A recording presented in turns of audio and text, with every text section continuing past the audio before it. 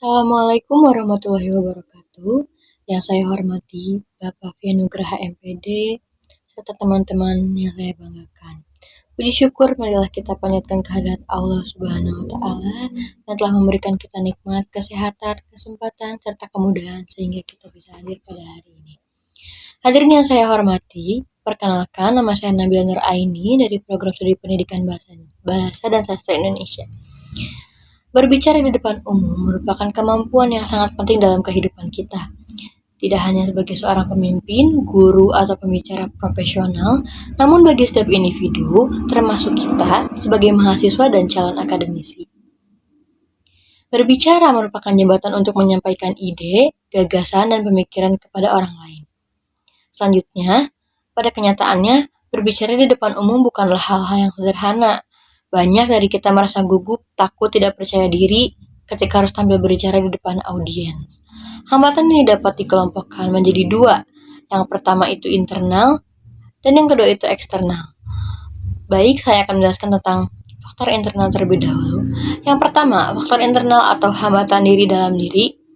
Hadirin yang berbahagia, hambatan internal dalam pikiran dan perasaan kita sendiri itu beberapa diantaranya yaitu yang pertama, kurangnya rasa percaya diri.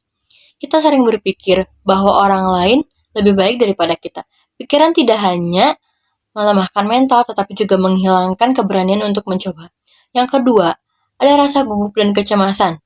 Kondisi ini ditandai dengan jantung berdebar, tangan berkeringat, suara gemetar, bahkan pikiran mendadak kosong. Kecemasan adalah reaksi alamiah tubuh terhadap situasi yang dianggap menekan. Yang ketiga, takut salah atau takut dinilai. Kita terlalu khawatir bagaimana orang lain memandang kita. Akhirnya kita justru kehilangan fokus pada pesan yang ingin disampaikan. Dan yang terakhir, kurangnya penguatan materi atau penguasaan materi. Ketika kita tidak memahami materi secara mendalam, maka sulit bagi kita untuk menyampaikan ide atau gagasan yang utama yang akan kita sampaikan. Kemudian saya akan menjelaskan tentang solusi yang harus dilakukan untuk persiapan faktor internal tersebut. Yang pertama itu persiapan yang matang. Persiapan yang matang bukan sekadar membaca, melainkan menguasai inti dan alurnya. Lalu yang kedua itu latihan secara bertahap. Berlatih di depan cermin, depan teman, atau membuat video, atau merekam suara sendiri dapat membantu membangun kepercayaan diri. Yang ketiga itu bangun pola pikir positif. Katakan pada diri sendiri, saya mampu, saya bisa untuk melakukan ini, dan saya layak. Dan saya tidak harus sempurna. Yang terakhir ada atur nafas dan tempo bicara. Mengambil nafas perlahan sebelum berbicara dapat membantu menenangkan syaraf. Selanjutnya akan saya jelaskan tentang faktor eksternal atau hambatan dari lingkungan. Selain dari dalam diri, hambatan berbicara juga dapat muncul dari situasi sekitar kita, seperti contohnya yang pertama, lingkungan atau suasana yang terlalu formal atau kaku. Yang kedua, audiens dengan ekspresi yang serius atau terlihat kritis sehingga membuat pembicara itu merasa teridentifikasi gitu atau terintimidasi. Yang ketiga itu gangguan teknis seperti mikrofon bermasalah, laptop ketika presentasi tidak berjalan, atau kondisi luar ruangan yang kurang mendukung.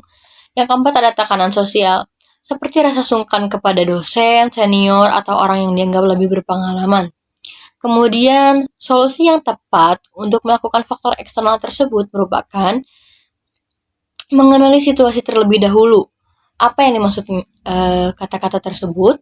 Perhatikan kondisi ruangan, ekspresi audiens, dan suasana acara sebelum berbicara. Yang kedua itu gunakan bahasa tubuh yang positif. Postur tubuh yang tegap, senyum ringan, dan kontak mata yang lembut mencerminkan kepercayaan diri. Bicara dengan tempo jelas dan perlahan. Tidak perlu terburu-buru karena kejelasan lebih penting daripada kecepatan.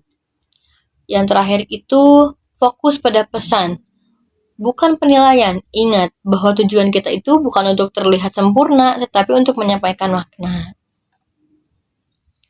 Hadirin yang saya hormati, tidak ada orang yang langsung pandai berbicara di depan umum. Semua pembicara hebat pernah mengalami rasa takut, grogi, serta atau apapun itu tentang keraguan tentang dirinya.